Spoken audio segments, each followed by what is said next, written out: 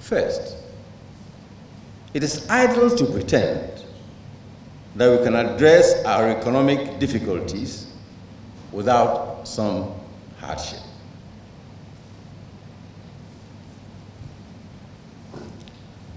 In the short term, no one can. No one. There is simply no silver bullet or magical solution somewhere that can bring lasting relief without some level of pain and sacrifice. The real question is how we distribute this hardship in an equitable and transparent manner. So, for example, it is egregiously inequitable to have grants for about 1.5 million beneficiaries of the Livelihood Empowerment Against Poverty Leave program, unpaid for months, because we are in a crisis. That is not where the hardship should hit. It is the last place that the hardship should hit. Second, the problem with our public finances is structural and would require a thorough review of all rigidities, the rigidities and sources of pressure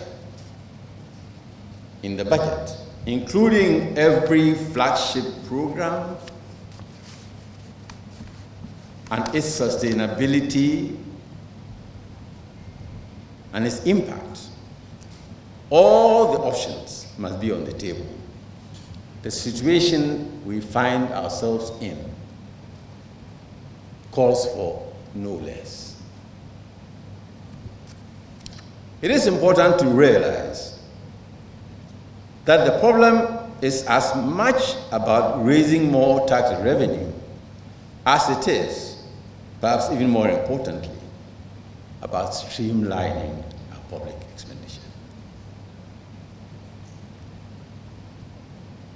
We must not, for instance, transition temporary spending incurred during the pandemic into permanent public spending when we are already struggling to collect revenues.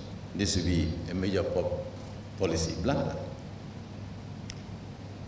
Thirdly, we must resist the lure of solutions that would further mortgage the future of the young generations to come, such as collateralizing public revenue streams. As the Brundtland Commission said years ago, sustainable development is development that meets the needs of the present without compromising the ability of future generations to meet their own needs. Above all, we must resist solutions. We must resist solutions that will delay hard decisions till, say, 2024, such as issuing zero-coupon bonds ready to mature in 2025. It is something we must resist. These are not real solutions. So, for example, whoever takes the reins of government in 2025 will have to sell Shell a whopping 1.5 billion in Eurobond principal payments within months of assuming office.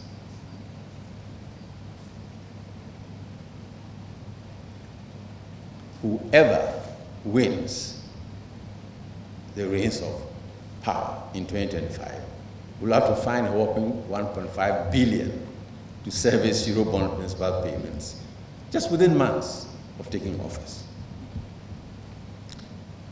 So now, if we don't rebuild, there's nothing political about that. That's just a fact.